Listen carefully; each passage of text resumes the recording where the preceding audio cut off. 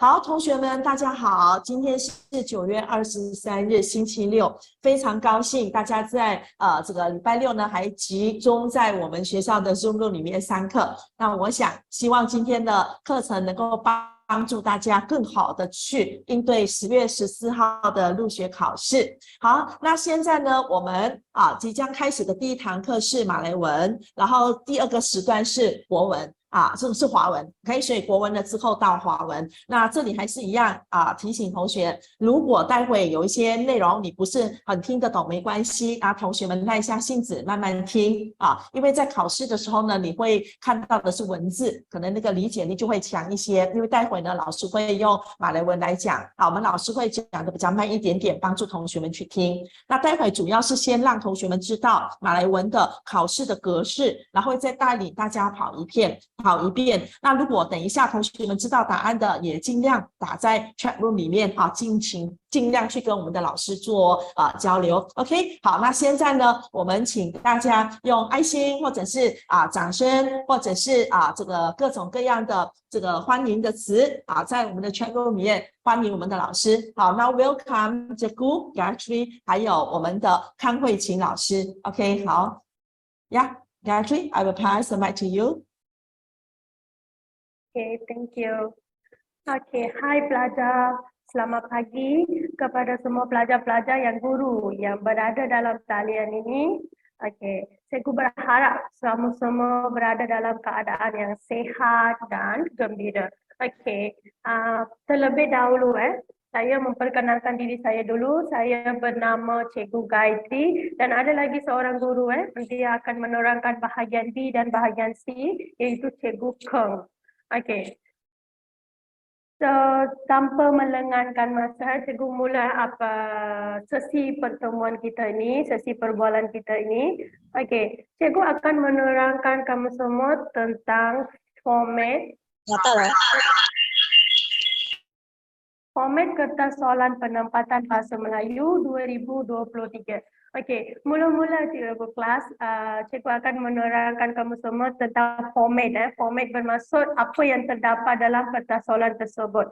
Okey, kertas soalan itu ada berapa bahagian dan macam mana nak jawab, itu semua cikgu akan menerangkan. Okey, mula-mula cikgu akan terangkan, lepas tu cikgu akan adakan satu sesi perbualan. Cikgu akan tanya kamu beberapa soalan.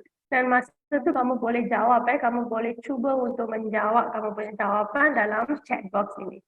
Okey, so semula-mula cikgu terangkan kamu apa itu format kertas soalan penempatan bahasa Melayu. So pada masa bulan Oktober, kamu semua nak menduduki exam bahasa Melayu kan? So sebelum tu kamu kena prepare, kamu kena bersedia untuk exam itu. So macam mana nak bersedia? Untuk itu kamu kena tahu apa yang terdapat dalam kertas soalan itu. Okey, kertas soalan di bahasa Malaysia dibahagikan kepada 3 bahagian.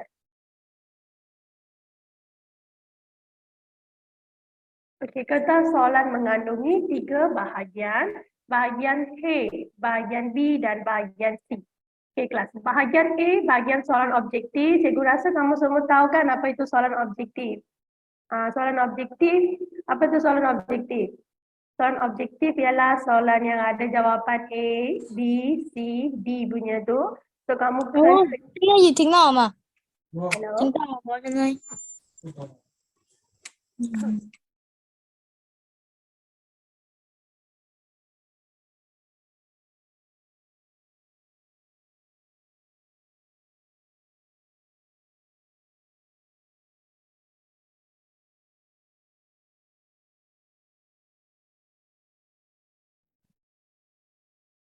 ？Sorry cikgu. Gayatri cikgu kena unmute. Okey, teacher. Okey.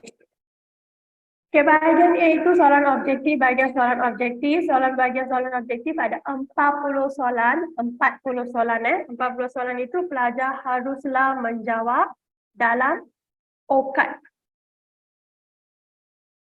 Okey. Kalau pelajar tahu ke apa tu kertas O? Pernah kamu menggunakan kertas O?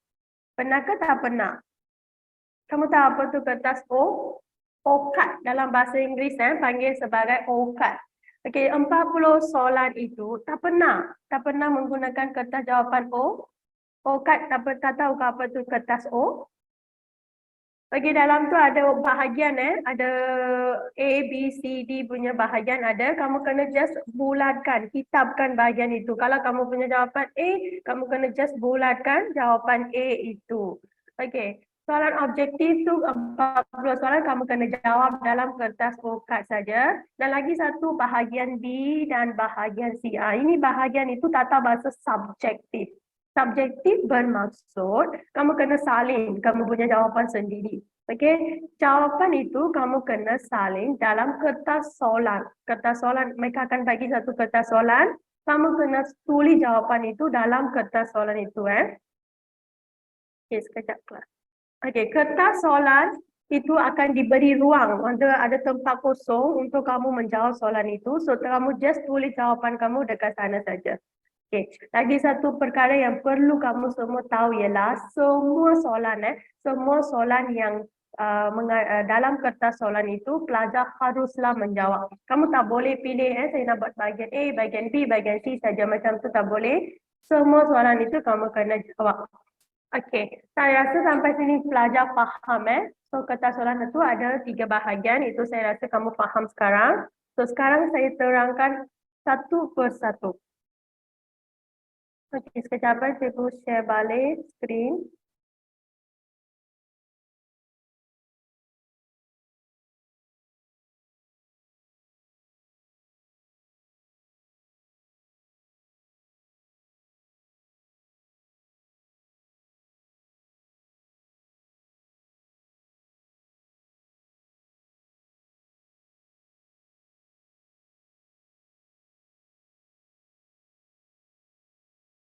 Okay. Gayatri, you share your PPT again. Yes. Try to share your PPT again. Okay. 好，同学们稍等可以有一些技术问题。OK， 好 ，Yes。 Okay, kelas. Kita untuk just continue sajalah bahagian A. Bahagian A itu soalan objektif. Okay, soalan objektif tu ada dapat 40 soalan objektif. Okay, soalan objektif itu ada dibahagikan kepada 2 bahagian kelas. Satu bahagian pemahaman, lagi satu ialah bahagian tata bahasa. Okey, bahagian pemahaman itu ada satu petikan, bawah ada 5 soalan. So pelajar kena baca petikan tersebut dan kena jawab 5 soalan yang terdapat di bawah. Selepas tu soalan 6 hingga soalan 40 ialah soalan objektif tata bahasa yang untuk menguji pelajar faham kefahaman pelajar dalam tata bahasa. Okey, so kertas soalan ini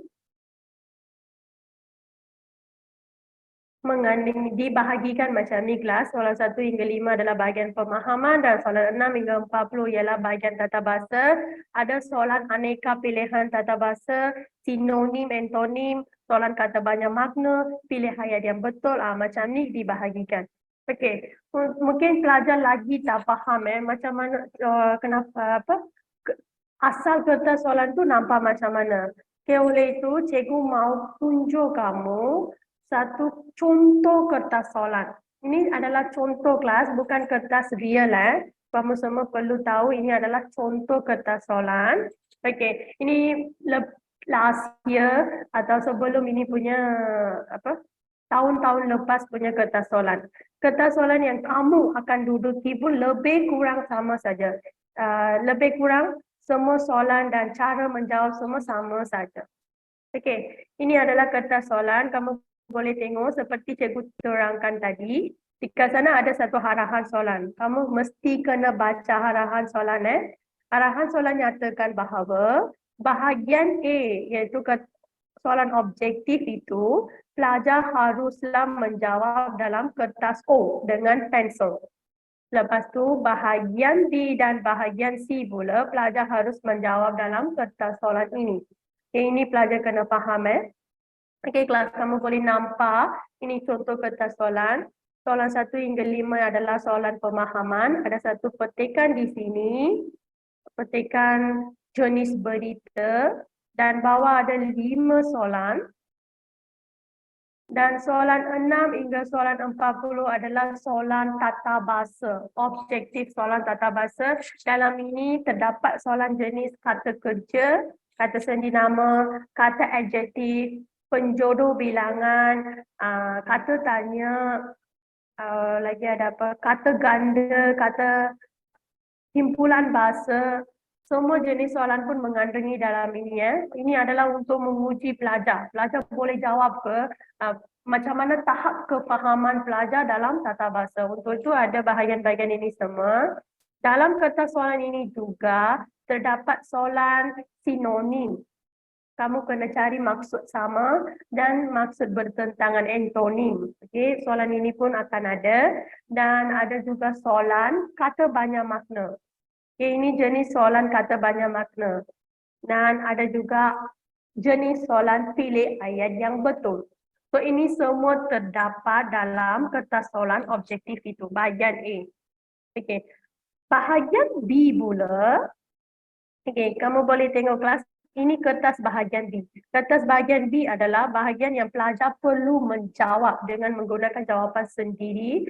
Okay, bahagian B dan bahagian C itu, kamu boleh tengok, bahagian B adalah ayat yang sama maksud. So, lebih kurang kertas kamu akan nampak macam ni lah. Ada satu soalan dan bawah ada dua soalan yang lebih kurang sama maksud dengan itu. So, kamu kena pilih, tick mana satu betul, mana satu salah. Just tick saja. Tick macam ni. Mereka tengok arahan soalan itu. So, kamu kena tick mana satu betul. Dan bahagian C pula adalah bina ayat. Bina ayat kamu boleh tengok dia ada bagi 5 perkataan.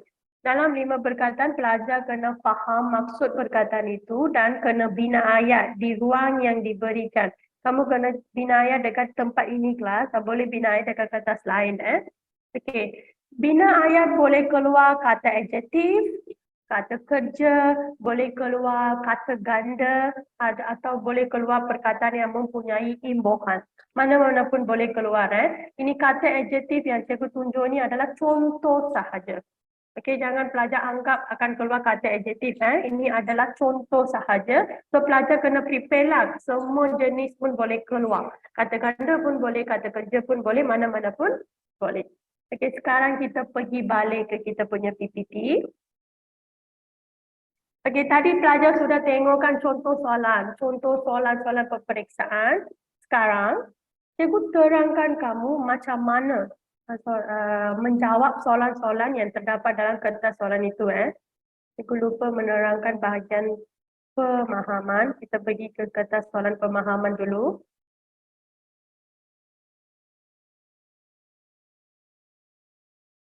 Ada pelajar conteng-conteng ya. Okey. Kelas ini bahagian pemahaman. Saya bagi beberapa tips untuk kamu menjawab bahagian pemahaman. Ini cara kelas. Tadi cikgu sudah terangkan kamu macam mana nak contoh kertas soalan itu, macam mana ada apa-apa bahagian dalam kertas soalan itu semua cikgu sudah terangkan. Sekarang, cikgu nak tunjuk kamu cara, ajar kamu cara menjawab kertas jawapan soalan-soalan ini dengan tepat. Okey. So, kalau kamu tengok, ini apa masalah OK， kalau kamu Sorry 啊，Hello， 同学们，请不要去涂我们的画面，因为你已经影响到同学听课了。OK，Yeah，so please stop drawing. Thank you 啊。好 ，Sorry。Actually, you can continue. Thank you. Okey, kelas saya rasakan kamu semua sudah jadi boring So kita sekarang buat soalan. Okey, cikgu tanya soalan, kamu jawab soalan itu. Tadi cikgu just terangkan kamu macam mana bentuk kertas soalan itu. Sekarang be prepare, sekarang cikgu akan tanya soalan, kamu kena jawab. Okey, jangan conteng-conteng kalau kamu nak aktif dalam perbualan ini, tolong jawab soalan yang cikgu tanya. Okey, ini adalah cikgu kelas ini tips untuk menjawab soalan pemahaman. Kalau kamu nak cepat dan betul menjawab soalan pemahaman kan, mula-mula selalu membaca soalan dulu. Mereka akan bagi 5 soalan macam ni. So sebelum baca petikan ini, biasanya pelajar kan akan baca petikan dulu. Tapi sebelum membaca petikan, kamu kena baca soalan dulu. Baca semua soalan yang terdapat dekat sini. Baca semua. Baca. Selepas baca, baru kamu kena pergi ke bahagian petikan. So dekat bahagian petikan itu pelajar masa semasa membaca bahagian petikan kan, pelajar boleh dapat idea, boleh dapat jawapan yang pernah cikgu sebelum ini kamu baca soalan kan, so itu punya jawapan boleh kamu dapat semasa kamu baca petikan itu. So kalau kamu tak faham petikan itu, baca dengan teliti dulu. So masih tak faham apa cakap dalam petikan ini saya tak faham. So kamu kena baca balik soalan sekarang. Okey, ini petikan jenis berita kelas. Ini petikan tentang satu kebakaran yang berlaku di Hotel Cita Rasa. Okey, cikgu just pick kamu, saya tunjuk kamu macam mana nak cari jawapan. So saya tu ambil petik satu soalan. So saya mau ambil soalan 2 ini. Okey, kamu baca kelas, kamu baca berapa ramaikah mangsa yang telah terkorban dalam kejadian tersebut. Okey, so kamu baca lagi satu kali. Berapa ramaikah mangsa yang telah terkorban dalam kejadian tersebut.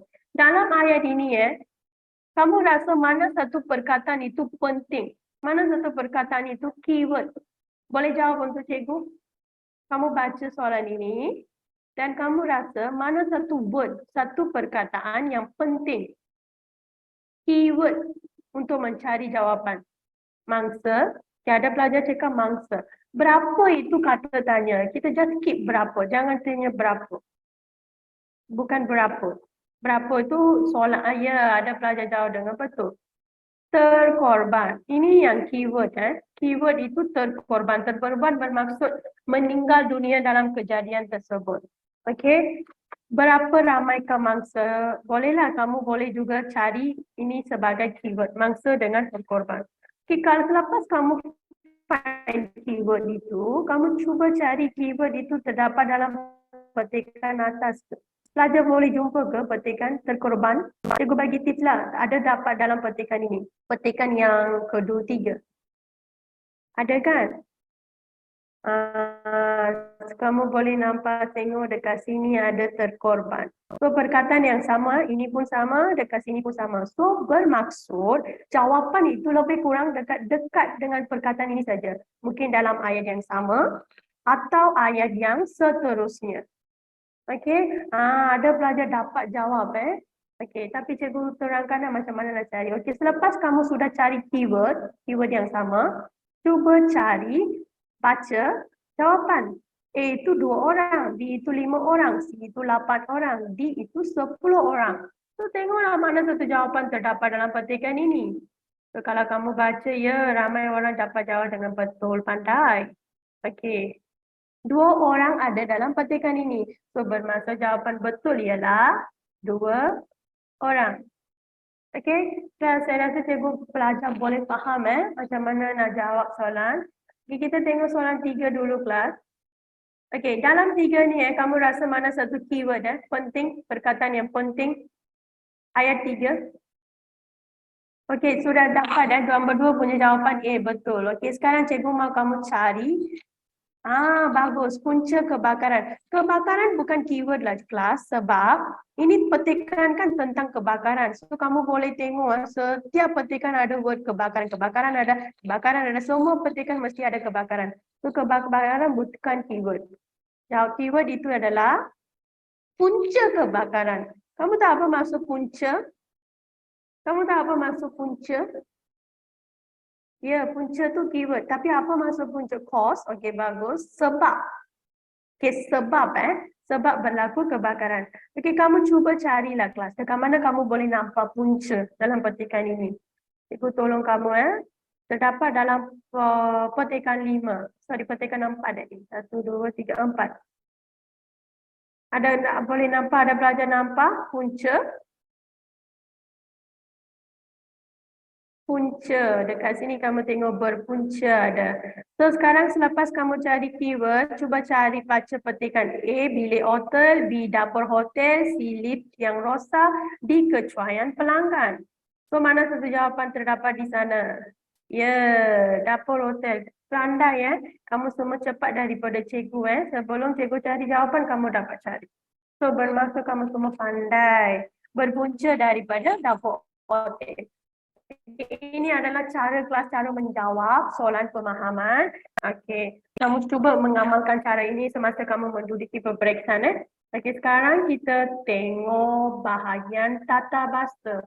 Biasanya pelajar pandai dalam bahagian pemahaman. Tata bahasa lemah sikit. Kenapa? Sebab bahagian pemahaman punya jawapan terdapat dalam petikan itu. Just cari dapat saja. Kalau bahagian pemahaman, pelajar ada bermasalah sikit.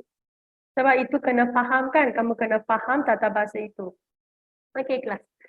Sekarang kita tengok soalan aneka pilihan tata bahasa. Cikgu pilih satu soalan yang terdapat dalam kertas yang tadi cikgu tunjukkan.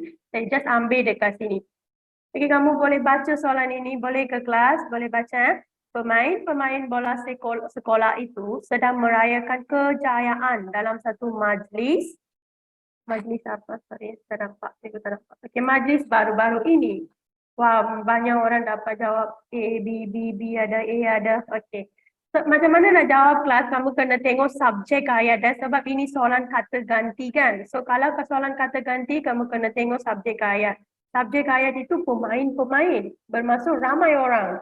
Kalau ramai orang, kita tak boleh guna beliau dan baginda. Sebab beliau baginda itu kita gunakan untuk satu orang. So kamu buang saja ini, buang, tak mau. Beliau dengan baginda tak mau. So antara A dan B adalah ada jawapan betul. So macam sepelajar semua tahu bahagian B adalah bahagian yang jawapan yang tepat. Bagus, ramai orang dapat jawab. Pemain-pemain bola sepak itu sedang merayakan kejayaan mereka dalam satu majlis baru-baru ini. Bagus. Next kita pergi ke bahagian lagi satu contoh soalan. Bunga kenanga ini contoh soalan penjodoh bilangan. Cikgu pilih penjodoh bilangan punya soalan. Wah, dekat sini pun ada pelajar yang pandai. Okey, bunga kenanga terselit pada sangkul Sofia. Pelajar tahu apa tu sangkul? Ini sangkul. Ini panggil sangkul. Dalam sangkul kita boleh letak berapa bunga? Boleh letak banyak ke? Atau boleh letak 5, 6, 7 bunga? Boleh ke? Tak boleh. Tak boleh. Ya betul. Tidak. Tak boleh. So kamu perlu pilih jawapan yang tepat. Okey. Dekat sini kamu tengok untuk penjodoh bilangan bunga. Bunga mana? Bunga tu kamu dekat bawah ada 4 penjodoh bilangan. Kamu pilih mana sesuai untuk bunga. Sejampa bolehlah, sekuntum pun boleh. Sebentuk boleh ke untuk bunga? Kita boleh guna sebentuk bunga? Boleh ke tak boleh kelas? Tak boleh, bagus. Sebatang boleh guna untuk bunga? Sebatang boleh guna untuk bunga ke? Cikgu boleh cakap sebatang bunga ros boleh ke? Tak boleh, ya. So just buang. Sekarang ada sejampa dengan sekuntum. Ini dua-dua pun boleh guna untuk bunga. Tapi kita nak jawapan yang tepat kan? So jampa, ini panggil jampa. Ada banyak bunga. Kuntum bermaksud satu bunga. Ya, sejampa digunakan untuk banyak. So kita tak boleh letak macam ni banyak dekat rambut kita kan? So jawapan betul apa? Jawapan betul adalah B, sekuntum. Okey, pelajar sangat pandai Okey, lagi satu kelas. Ini panggil kata ganda separa. Okey, abang sedang membersihkan sarang di rumah nenek yang sudah usang itu. Sudah usang bermaksud sudah rumah yang lama rumah yang sudah rosak, ada apa? Habur punya, ada dust semua. So rumah yang sudah lama. So kamu rasa mana apa benda yang ada dekat rumah yang usang? Lelabak maksud spider web. Okey, ini panggil lelabak. Ini ada dekat rumah lama ke atau kekuda? Kekuda ini kayu kelas, ini kayu yang dibina untuk bina atap rumah kekuda. Biri bermaksud kambing biri-biri sheep. Okey, kambing biri-biri. Dia jentik bermaksud anak nyamuk. Okey, pelajar rasa mana satu jawapan betul? Wah, banyak orang dekat jawapan yang betul. Lelabak. Kalau rumah itu, rumah lama mesti ada lelabak dalam rumah itu. Spider punya web. Spider web. Okey kelas, kita sekarang tengok sinonim dan antonim. Soalan ini ada lebih kurang 3 atau 4 soalan dalam kertas soalan kamu. Okey, sebelum menjawab soalan ini, pelajar perlu tahu apa itu sinonim, apa itu antonim. Kamu tahu ke apa itu sinonim dan antonim? Pernah buat soalan ini kelas? Sinonim dan antonim? Tahu. Ya, banyak orang tahu jawapannya, bagus. Ya, saya tahu. Okey, kamu semua tahu. Okey, kita cikgu terangkan dulu apa itu sinonim, apa itu antonim. Okey, sinonim bermaksud sama maksud. Antonim bermaksud kata yang mempunyai erti yang berlawanan, bermaksud tak sama maksud. Okey, macam mana ada pelajar ada masalah kan, kamu tak tahu apa itu sinonim, apa itu antonim. Untuk senang pelajaran, cikgu bagi satu tips. Okey, dalam sinonim ada huruf S kan? Macam ni ada kan?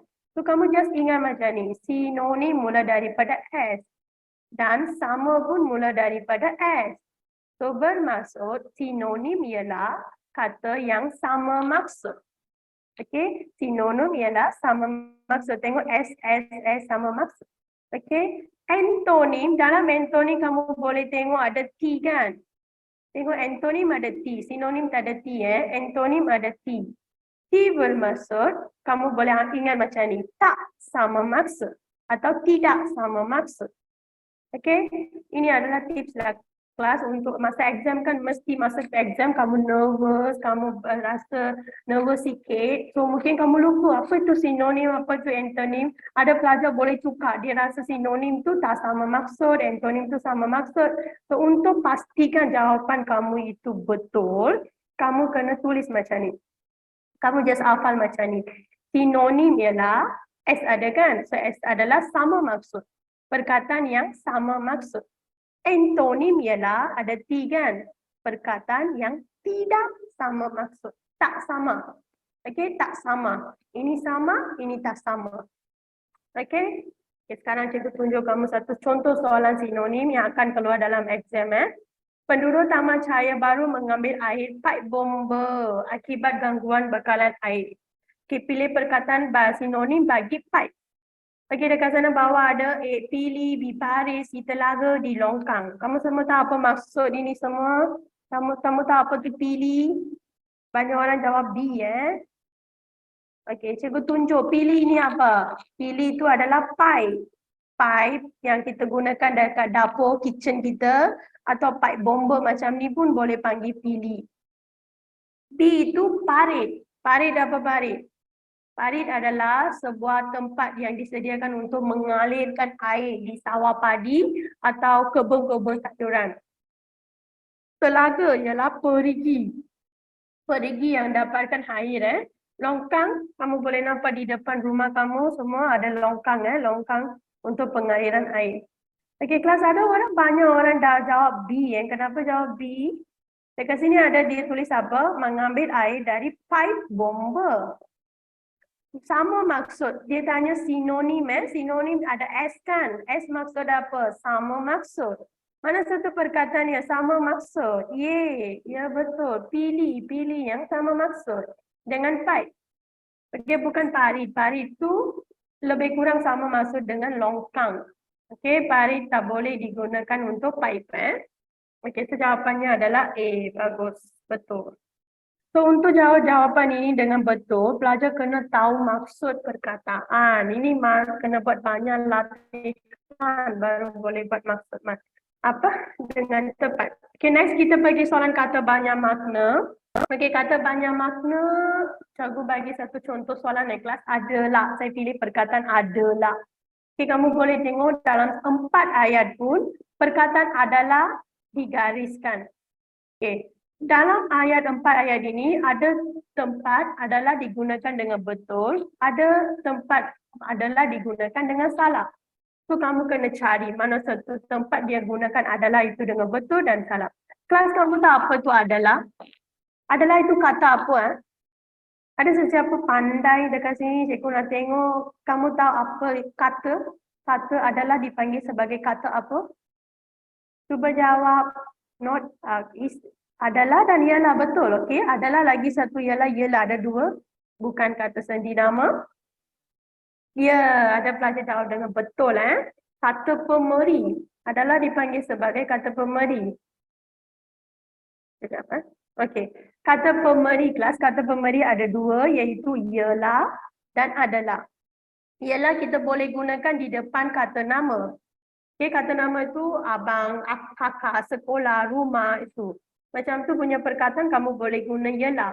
Tetapi adalah boleh digunakan di depan kata sendi nama atau kata adjektif. Okey, kata sendi nama tu apa? Di, ke, dari, daripada, kepada. Itu semua kata sendi nama. Kata adjektif, cantik, besar, kecil. Itu semua adalah kata adjektif. Dekat sana kita boleh gunakan adalah. Sekarang kita tengok ayat. Proton Wira adalah kereta. Kereta tu kata apa, kelas? Kereta tu kata apa? Kereta tu kata apa? Kata nama. Ya, betul. Kata nama boleh guna adalah ke? Tak boleh kan? So, bermaksud ayat 1 ini ayat salah. So, kita just buang saja yang perkataan yang ada nombor 1. Kalau kamu buangkan, kamu tengok, kita sudah tahu jawapan tu B. Tengok A ada 1 buang, C ada 1 buang, D pun ada 1 kita buang. Okey, jawapannya B. Tapi jangan terus tulis jawapan B. Kamu kena pastikan lagi satu kali. Kamu kena tengok semua soalan dulu. Betul ke jawapan kamu? Okey, nombor 2, berita tentang kemalangan itu adalah benar. Kelas benar itu kata apa? Kata nama ke, kata sendi nama ke, atau bagus, kata adjektif. Okey, kata adjektif nak guna adalah. So, nombor 2 adalah betul. Sumbangan beliau adalah dari. Dari itu kata apa? Sendi nama, bagus. So, sendi nama boleh guna adalah. So, jawapan nombor 3 pun betul. So, 4. Hiasan itu adalah dari kertas warna. Kertas warna kata apa, kelas? Nama. So, kata nama tak boleh guna. Kata sendi nama, just buang saja nombor 4. So, jawapan tepat adalah B. Okey, bagus. Okey, last kali cikgu nak tunjuk kamu lagi satu bahagian, iaitu soalan pilih ayat yang betul. Okey, kita pergi ke next bahagian. Soalan ayat yang betul, kelas. Soalan ini boleh keluar 2 atau 3 dalam exam kamu. Okey, dekat sana mereka akan bagi 4 soalan. Okey, dalam 4 soalan itu mungkin ayat itu ada apa-apa kesalahan dari segi ejaan, tata bahasa atau imbuhan. Pelajar kena carilah mana satu ayat itu betul, tidak ada apa-apa masalah. Jadi kita tengok satu persatu. Ibu telah membelikan adik sekaki payung. Ayat ini ada apa-apa kesalahan, kelas? Kamu boleh tengok ada apa-apa kesalahan dalam ayat ini? Ayat ini betul ke salah? Kelas, kamu baca ibu telah membelikan adik sekaki payung. Okey, belikan betul. Sekaki payung betul ke salah? Betul. So, nombor 1 itu betul. Kita tik betul. Dan kalau nombor 1 tu tak ada kan, kita buang saja. Nombor ini buang. Dan nombor C pun kita buang. Okay. Next, nombor 2. Perempuan yang berbaju kebaya itu adalah kakak saudara saya. Kamu rasa ayat ini betul ke? Nombor 2 betul ke? Adalah salah. Ya, bagus. Adalah itu salah. Kenapa? Dekat sini ada kata nama, so tak boleh guna adalah. Jawapannya ialah ialah. So nombor 2 itu salah, kamu buang A. Sebab A itu ada nombor 2. So kamu already sudah tahu jawapan tetapi kita kena confirmkan kita punya jawapan dulu. Okay, nombor 3. Kamu rasa ada salah, kelas? Nombor 3 punya ayat. Mereka bertepuk tangan sambil menyanyi. Salah apa? Saya tahu jawapannya D, tapi cikgu mahu kamu bagi tahu saya apa kesalahan yang terdapat dalam ayat 3. Bertepuk? Ya, bagus. Ada pelajar yang pandai. Okay, bertepuk adalah salah ejaan. Okay, dekat sini dia gunakan O. O itu salah. Kamu kena gunakan U. So, jawapan betul apa, kelas? Nombor 1 dengan nombor 4. So, jawapannya adalah D.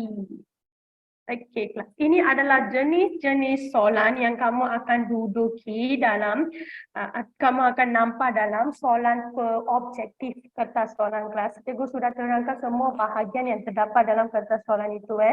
Saya rasa kamu semua faham. Okey. Sekarang kita terang pergi ke bahagian B dan bahagian C. Bahagian C, B dengan bahagian C itu Cikgu Keng akan menerangkan. Okey. Tunggu selepas ni Cikgu Keng akan continue kamu punya slide.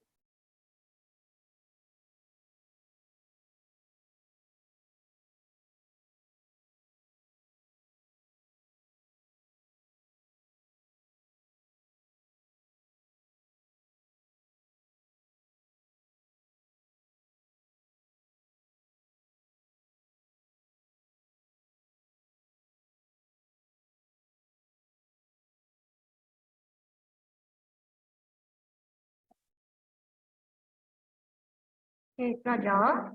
Okey, selamat pagi semua. Okey, saya Cikgu Kong dan sekarang Cikgu akan menerangkan bahagian B yang berkaitan memilih ayat yang sama masuk ni. Okey, pelajar. Mari kita lihat ayat ni. Okey, pelajar dapat lihat ni. Pakaian pengantin itu telah direka oleh seorang pereka fashion yang terkenal. Okey, sekarang Cikgu hendak kamu carikan bahagian subjek dalam ayat ni. Manakah bahagian subjek dalam ayat ni? Sila berikan jawapan. Selamat pagi semua. Okay, kita dah masuk bahagian memilih ayat yang sama masuk. Okay, pakaian pengantin itu ialah bahagian subjek. Memang betul. Okay, pandai sekali pelajar semua. Okay, sekarang kita lihat bahagian predikat. Okay, manakah bahagian predikat ayat ini? Berikan jawapan ayat bahagian predikat. Mana bahagian predikat? Adakah bahagian predikat sampai telah direka oleh seorang pereka atau sampai terkenal? Okay, telah direka oleh seorang pereka fashion yang terkenal. Memang betul ada segelintir pelajar memberikan predikat sampai telah direka oleh seorang pereka fashion yang itu memang salah. Predikat sampai terkenal. Okey, bagus pelajar sekalian. Okey, bahagian ini pelajar perlu mengetahuilah subjek dan predikatnya. Lepas itu pelajar perlu mengetahui kosakata. Masuk kosakata dalam ayat ini. Okey, apakah maksud direka? Berikan maksud direka. Kalau pelajar tidak boleh dijawab, bagus, dicipta. Boleh rujuk kamus kalau tepi di rumah pelajar ada kamus, pelajar boleh rujuk. Okey, memang betul. Direka ialah dicipta. Okay, apa maksud pereka fashion? Pereka fashion. Okay, ini orang atau haiwan ni, pereka fashion. Silakan. Pereka fashion, pencipta fashion. Okey, bagus. Pencipta pakaian lah. Okey, apa maksud terkenal? Terkenal. Terkenal membawa maksud apa? Popular. Okey, selain popular, apakah sinonim untuk perkataan terkenal? Ternama. Ada lagi? Ada banyak lagi maksud terkenal. Popular, suming. Termasyhur, tersohor, okey, juga dianggap sebagai terkenal. Okey, pelajar memang pandai maksud ni. Okey, sekarang. Okey, bagaimana kita nak cari atau dapatkan jawapan untuk ayat ni? Okey, pelajar lihat ni, ayat ni ialah ayat apa? Ayat aktif atau ayat pasif? Ayat asal tu, ayat aktif atau ayat pasif? Direka oleh seorang pereka fashion. Yang ni ayat aktif atau pasif? Ayat pasif. Bagus. Okey, kerana ada imbuhan di dan oleh kan. Yang tu ialah ayat pasif. Okey, memang betul. Okey, sekarang ayat ni pelajar tukarkan jadi ayat aktif. Ayat aktif perlu dibubur imbuhan apa dalam kata kerja tu. Jadi asalnya ayat aktif kata kerja perlu imbuhan apa? Men kan? Okey, men. Okey, oleh itu ayat pasif ni jadi ayat aktif menjadi seorang pereka fashion yang terkenal telah mereka pakaian pengantin itu, kan? Boleh itu? Memang betul. Ayat kedua ialah jawapannya. Okey, semua pandai belaka memang pandai. Okey dah. Okey, sekarang kita masuk bahagian ni dah habis, kita masuk bahagian C. Bahagian C pelajar. Okey, bahagian C ni berkaitan bina ayat.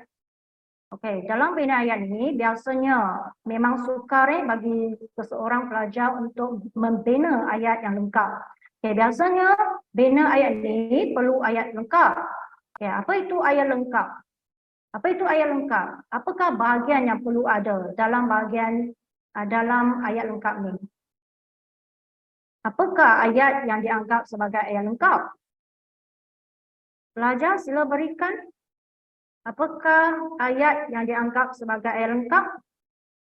Iaitu ayat yang terdiri daripada subjek dan predikat. Ya, betul. Subjek salah pelajar SUBJEK. Okay, yang SUBJECT yang tu ialah bahasa Inggeris. Okay. Okay, sebelum pelajar menjawab bina ayat ni atau membina ayat ni, pelajar perlu melihat arahan dengan telitilah. Okay, dalam ayat ni, pelajar cuba bina perkataan bulat ni. Okay, macam mana? Ayat bulat. Sila bina satu ayat lengkap.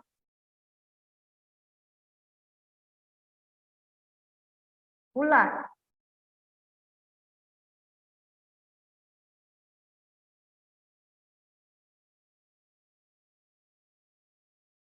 Ahmad menendang bola yang bulat.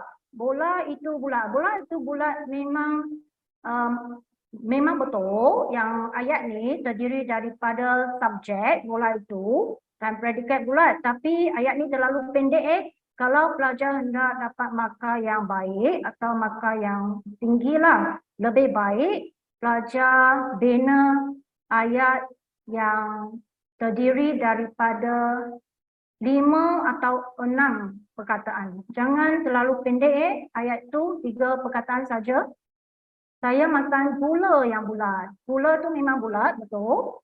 Ali bermain bola. Cepat sangat, cikgu pun tak nampak dah. Ibu membuat kuih. Sofia memakai cincin yang berbentuk bulat. Oh, memang pandai semua. Okay. Memang betul ayat tu kerana terdiri daripada subjek dan predikat. Oleh itu, ayat yang lebih gramatis untuk pelajar membina ayat ini ialah Cikgu Lee menyuruh para pelajar melukis bola yang berbentuk bulat. Kan ayat ini lebih gramatis kalau pelajar bina ayat yang terlalu pendek. Yang tu gramatis juga tapi terlalu pendek Okay. Ayat ini dianggap sebagai ayat betul kerana terdiri daripada subjek Cikgu Lee dan predikat menyuruh para pelajar melukis bola yang berbentuk bulat.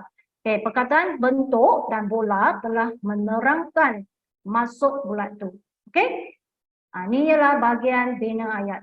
Ada apa-apa pertanyaan berkaitan bahagian B dan bahagian C tak? Bahagian B tadi berkaitan memilih ayat yang sama maksud. Dan bahagian C membina ayat. Ada apa-apa pertanyaan? Kalau tidak ada apa pertanyaan, hari ini teknik menjawab soalan untuk ketanya pun sudah tamat dah. Kita nak pergi bahagian yang seterusnya. Saya bermain bola, tu dah habis bina ayat tu. Ada apa-apa pertanyaan berkaitan bahagian ni tak? Dua-dua bahagian ni. Tak ada. Saya rasa semua boleh berjawab. Okey, bagus. Okey ni membawa maksud semua dah faham. Okey, mari sekarang pelajar kita pergi bahagian kuis bahasa. Yang ni saya rasa akan menarik perhatian pelajar untuk menjawab soalan ni lah. Okey, kuis bahasa terdiri daripada bahagian pertama simpulan bahasa. Okay, lihat gambar ni pelajar. Sila teka. Okay, gambar ni. Gambar pertama. Ini apa? Anggota badan kita. Ini apa? Kaki. Oh, kaki bangku. Memang pandai. Okay, kaki bangku. Wah. Ini memang senang kan? Kaki bangku. Bagus. Apakah maksud kaki bangku? Apakah maksud kaki bangku? Faham? Kaki bangku apakah maksud ni?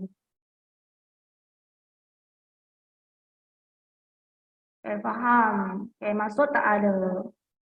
不会踢球的人, ya betul. Orang yang tidak tahu bermain bola sepak. Biasanya orang yang lebih mahir dalam permainan ini ialah kaum Melayu kan. Kaum Cina pun ada, tapi lebih banyak ialah kaum Melayu. Okey? Mari pelajar. Gambar yang kedua ni. Ulat buku. Betul dah. Ulat ni lama kelamaan akan jadi apa? Ulat lama kelamaan akan jadi apa? Akan jadi rama-rama. Simpulan bahasanya ialah ulat buku. Apa yang maksud ulat buku? Suka membaca buku. Orang yang selalu suka membaca buku. Memang tepat sekali jawapan pelajar ni. Mari kita lihat gambar seterusnya. Ni, tengok. Gambar ni ada apa? Papaya. Suka makan papaya? Atau suka makan nanas, tembikai, pisang, sini pun ada. Buah hati. Betul, yang ni hati. Apakah fungsi hati ni? Fungsi hati untuk menapis darah. Semua pandai buah hati. Pelajar ada buah hati? Buah hati. Dah betul dah? Orang yang tersayang memang betul. Dah, seterusnya. Gambar ni, budak ni. Budak ni sedang buat apa? Apakah kata kerja yang lebih sesuai untuk budak ni? Makan angin. Ini angin apa? Angin taufan. Makan angin. Nanti pelajar semasa cuti sekolah boleh pergi makan angin makan angin. Lepas tu bercuti, pandai, masuk pun dah diberikan. Leasing, memang betul. Yang seterusnya, gambar ni. Gambar pertama, mandi peluh. Ini memang peluh. Lihat teknik ni. Berpeluh-peluh saja. Dah.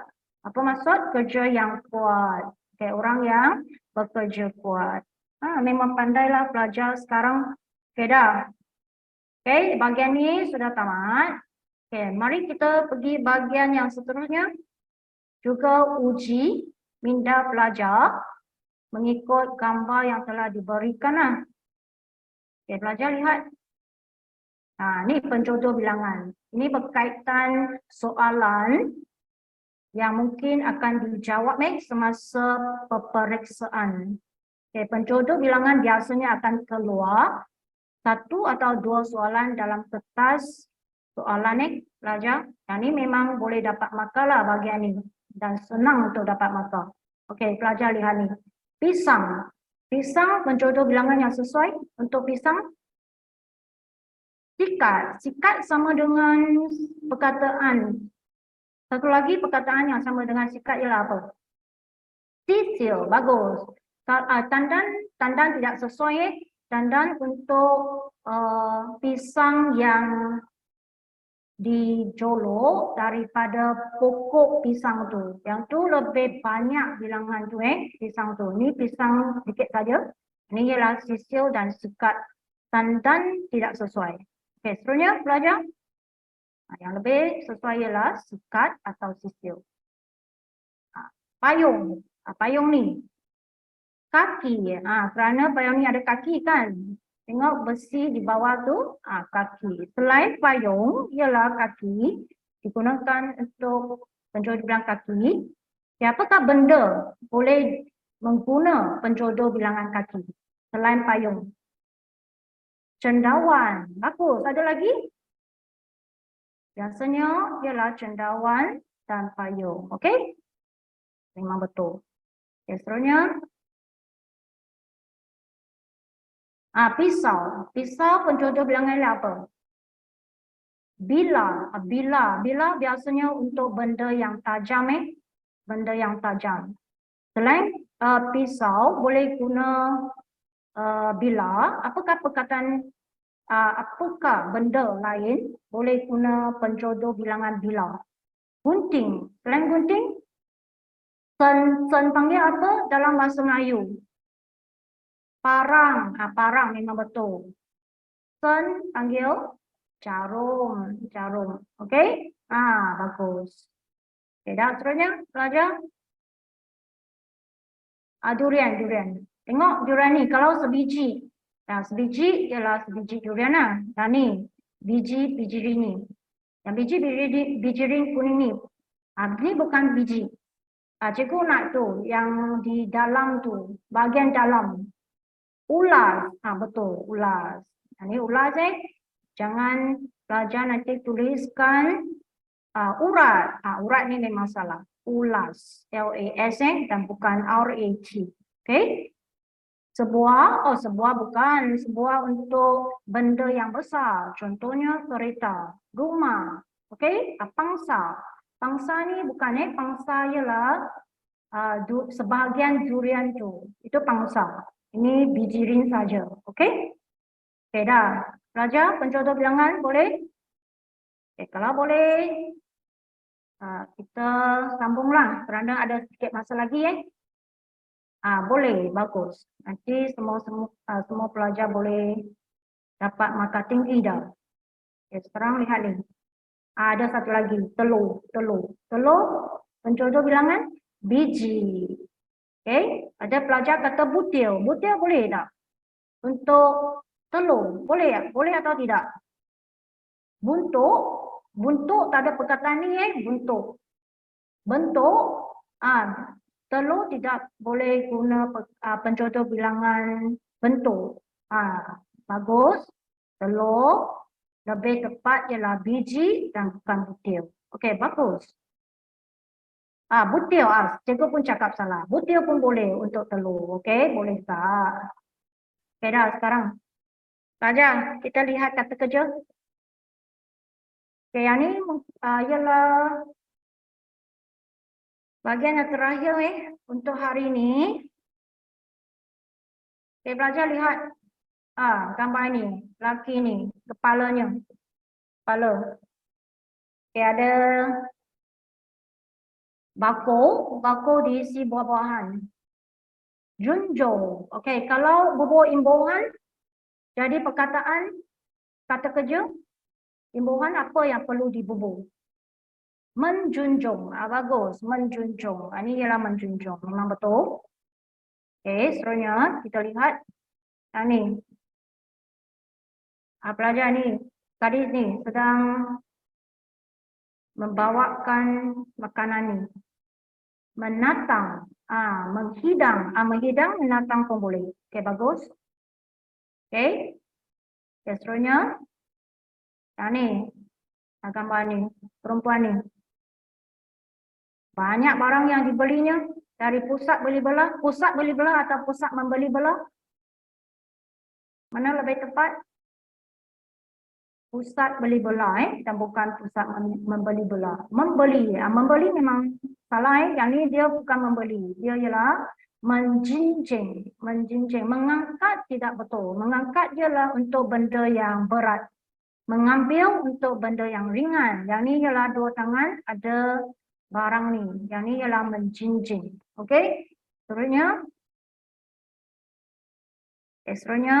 Ni. Tengok.